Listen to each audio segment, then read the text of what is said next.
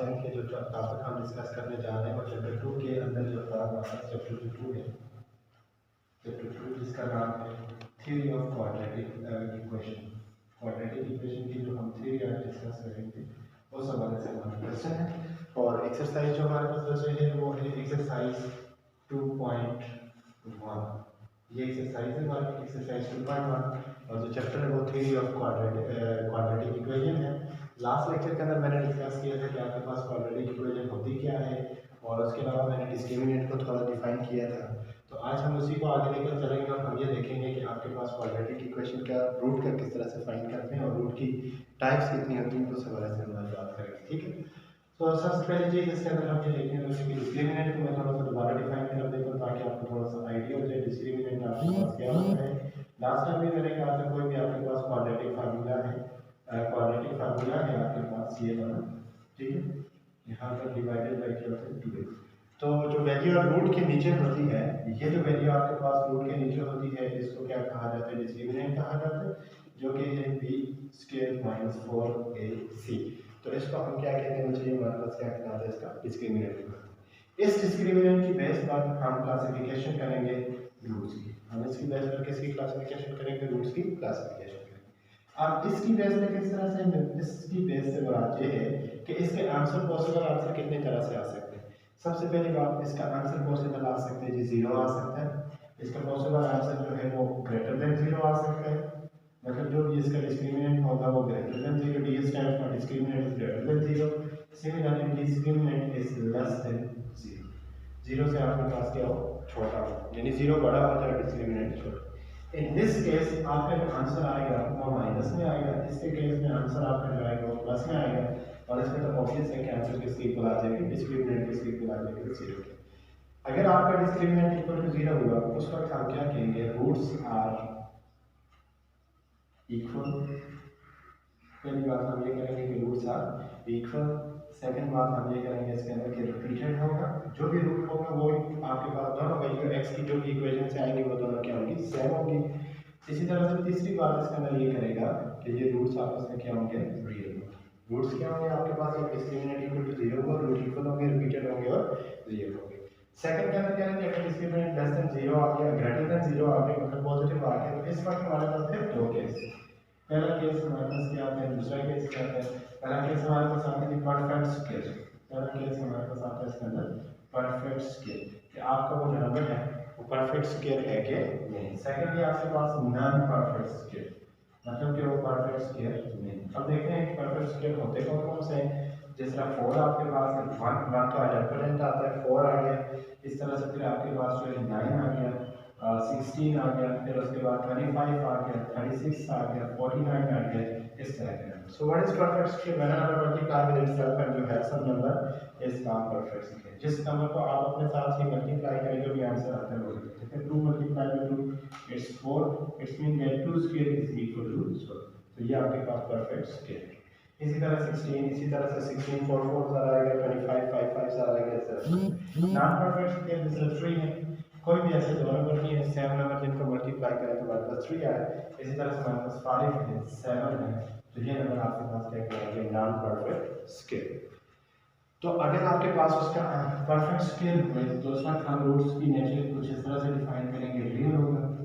और इसको कैसे डिफाइन करेंगे कि ये क्या होगा, रैशनल होगा, रियल रैशनल, और आपके पास क्या होगा, अनइक्वल, मतलब वो इक्वल नहीं होंगे, दोनों इसकी वैल्यू डिफरेंट होगी, एक कोई और होगी दूसरी कोई और।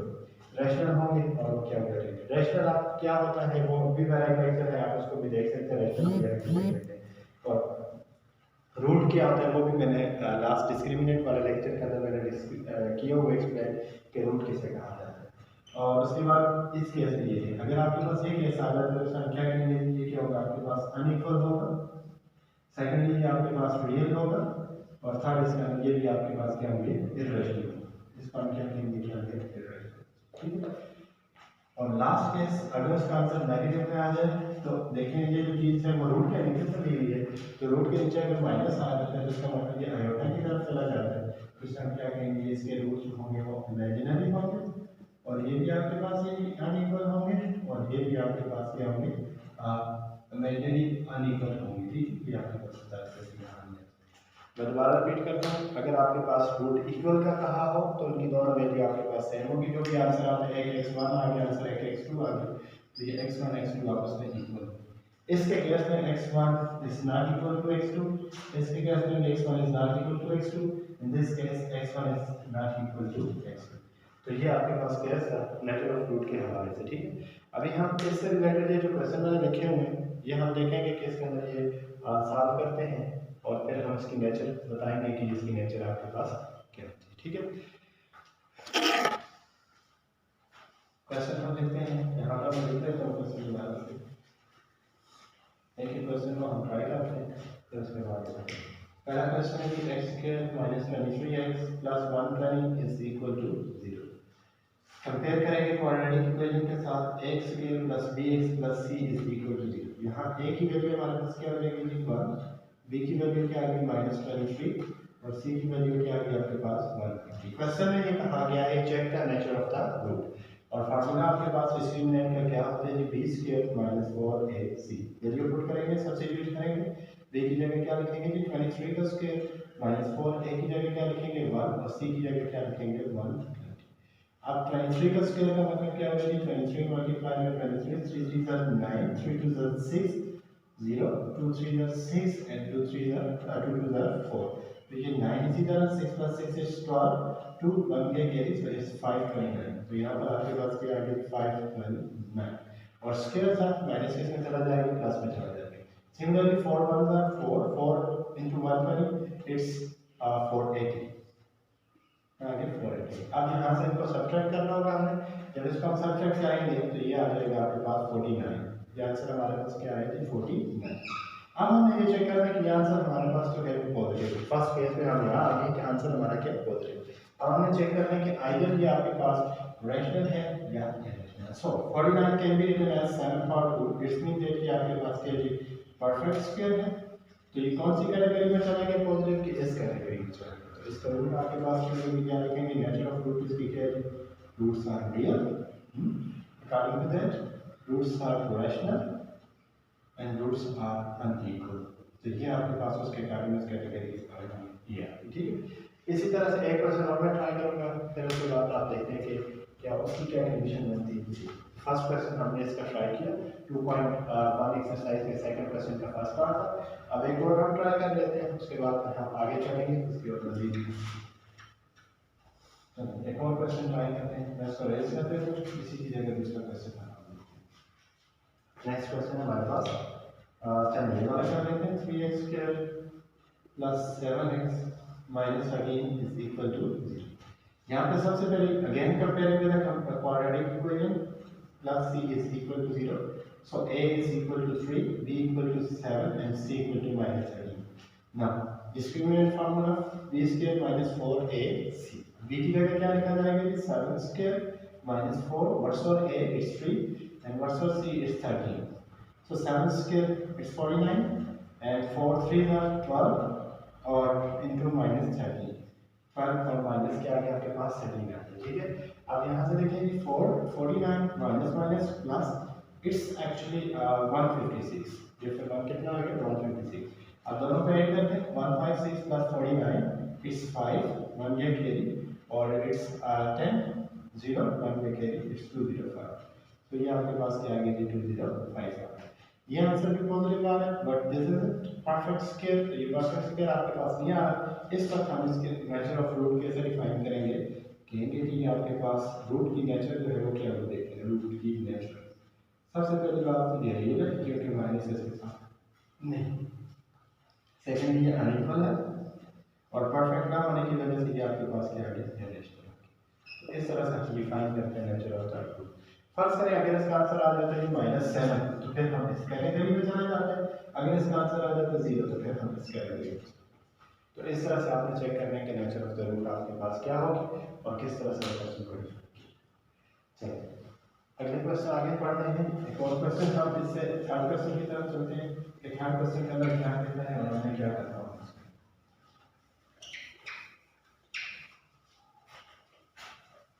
थर्ड क्वेश्चन की तरफ चलते हैं, उसके अंदर क्या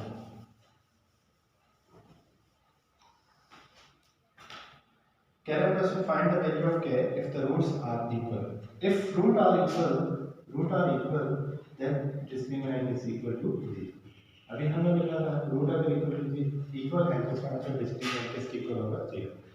प्लस डिस्क्रिमिनेंट का फार्मूला आपके पास क्या है b² - 4ac this must be equal to 0. तो डिस्क्रिमिनेंट इक्वल टू 0 होगा क्योंकि रूट्स आपके इक्वल है.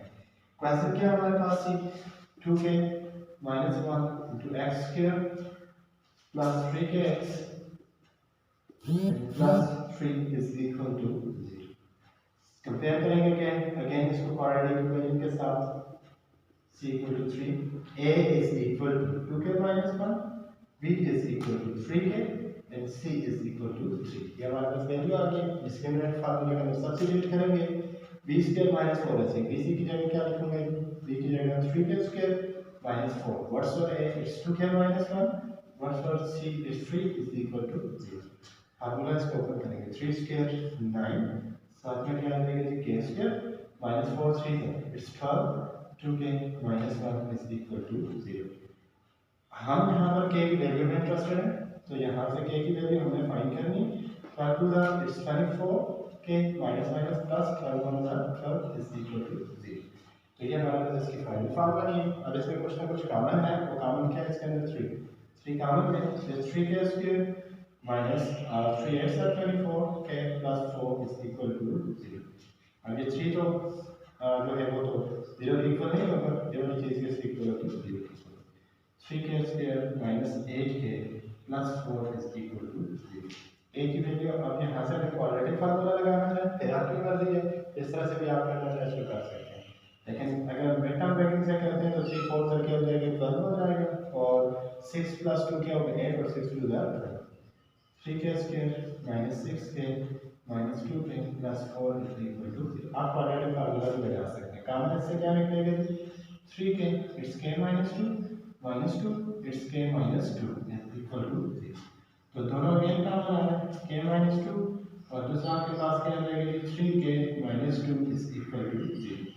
Now according to zero product theorem first का दो नंबर्स का प्रोडक्ट आपस में किसके इक्वल है 0 के इक्वल है. It means that either first equal to 0 or second equal to 0. If first is equal to 0 then the value of a is 2. Then value of a is 2. If second is equal to 0, 3k minus 2 is equal to 0. Then we have 3k is equal to 2. And now dividing 3 on both sides, we will have 2 by 3. तो यहाँ से k की value इस तरह से आ जाएगी. तो अगर उसने क्वेश्चन में ये कहा है कि नेचर ऑफ द रूट्स आपके पास इक्वल है तो आपने इस तरह से डिस्क्रिमिनेंट को किसके इक्वल लेना होगा 0 के इक्वल लेना होगा. जो भी वैल्यू भी सब्स्टिट्यूट करेंगे एट द एंड आपको उसका आंसर मिलेगा. इसके बाद हमारा जो क्वेश्चन नंबर नेक्स्ट है उसमें हमने शो करना है रूट बहुत इंपॉर्टेंट क्वेश्चन है और ये पेपर पॉइंट ऑफ व्यू से इसके अंदर रिकॉर्ड में इंक्लूडेड भी और ये इंपॉर्टेंट क्वेश्चन जो अभी हम प्रूव करने जा रहे हैं. क्वेश्चन है x² plus mx plus c whole square equal to a² has equal root then show that c² is equal to a² into 1 plus m². Question है x² plus mx plus c का mx plus c whole square is equal to a² and then we need to show that c² is equal to a² into 1 plus m² and the condition given is that discriminant जो है वो roots आपस में क्या equal है. तो according to that मैंने again discriminant equal to क्या लिखा 0 लिखा. ठीक है. सबसे पहले इसको स्टैंडर्ड फॉर्म में कन्वर्ट करेंगे converted into the standard form of quadratic equation. तो कैसे करेंगे x² फार्मूला ओपन होगा a² plus b² plus 2a and b is equal to a². now x² plus m² x² दोनों के ऊपर पावर